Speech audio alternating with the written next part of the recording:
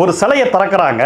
அந்த சிலை மேல சார்லி சாப்ளின் படுத்துக்கிட்டு இருக்காரு. அமைதிக்கான சிலையை திறக்கிறப்ப ஒரு சாமானியன் படுத்துக்கிட்டு இருக்கிறப்ப அது அமைதி இல்லாம ஆக்குது அப்படிங்கிற முரண்பாடான ஒரு சீனோட சாப்ளினோட மேதமையான படம் சிட்டி லைட்ஸ் இப்படி தொடங்குதுங்க. 3 படங்களை எனக்கு ஞாபகப்படுத்துது. ஒன்று துல்லாதமனம் துள்ளும் வந்து சார்லி சாப்ளின் படத்தை வச்சு தான் எடுத்தாங்கன்னு சொல்லுவாங்க. அப்படியே தான் இருக்குது கதையும். செகண்ட் வந்து அங்காடி தெருவில் வந்த கதைகளை பேசும் விழியறிகைங்கிற சாங்கில் அந்த லைட்ஸ் மூலமாக வருகங்களை குறிச்சிருப்பார் நம்ம வசந்தபாலன்.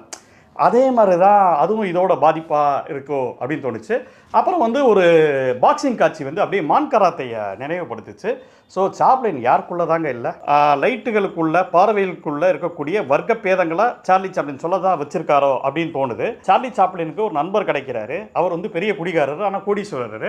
அவர் தற்கொலை பண்ண போகிறப்ப சார்லி சாப்ளின் அவரை வந்து காப்பாற்றிக்கிட்டே இருக்காரு. காப்பாற்றுறப்ப நைட்டு ஃபுல்லாக அவர் வந்து பார்ட்டிகளுக்கு கூட்டிகிட்டு போகிறாரு, பேசிக்கிட்டே இருக்காங்க.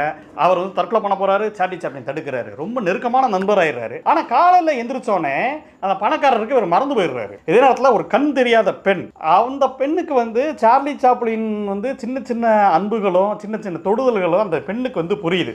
அதாவது வர்க்கம் இல்லாத பெண்ணுக்கு, அதாவது சாதாரண வர்க்கத்தில் இருக்கக்கூடிய பெண்ணுக்கு அவள் கண்ணே இல்லைனா கூட சார்லி சாப்ளினோட அன்பு புரியுது.